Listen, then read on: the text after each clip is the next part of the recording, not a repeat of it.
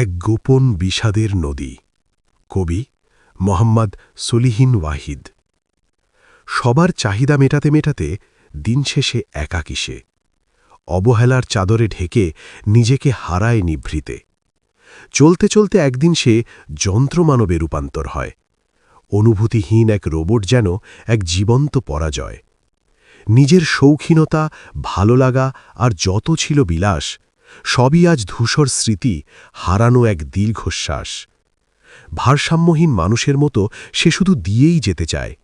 ভেবেছিল কেউ কদর করবে, কোনো এক পূর্ণিমায়। অথচ আশ্চর্যের বিষয়, সেই সময় আসে না কভু। বিনিময়ে অবহেলাই তার ললাটে জোটে শুধু। পুরুষ যাকে মন দিয়ে চায়, পায় না তাকে মনের মতো।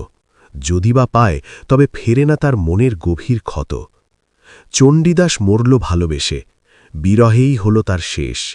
হায়, রজকিনীও তার তরে মরেছিল। আহারে, পুরুষ এতই হতভাগা, জানল না সে সেই অবশেষ। দেবদাস আর পার্বতী যেন এক বৈপরীত্যের খেলা। কখনো অবহেলা ছিল, কখনো বা অসময়ের বেলা। তাহসান কিংবা হৃত্বিক রোশন, আশরাফ হাকিমির জীবন। বিল গেটস, জাস্টিন ট্রুডো, খুঁজে দেখো, পাবে ধ্রুব সত্যের ক্ষণ। হুমায়ুন আহমেদ কিংবা ফরিদি, ভালোবেসেও হল না ঘর বাঁধা।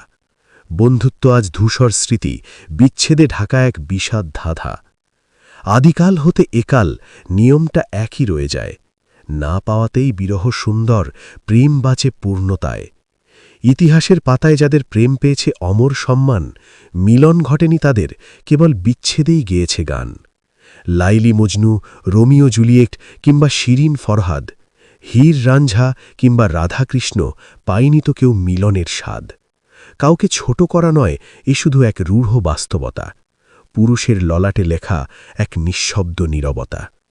বড্ড ক্লান্ত হয়ে মন আজ বিবেককে প্রশ্ন করে, সবার ইচ্ছা পূর্ণ হল, আমার স্বাদ কেন মরে? পুরুষের ধৈর্য থাকতে হয় তৃষ্ণার্ত চাতকের মতো। সহ্য ক্ষমতা খেজুর গাছের, সয়ে যায় আঘাত যত। এভাবেই সে বয়ে চলে এক গোপন বিষাদের নদী।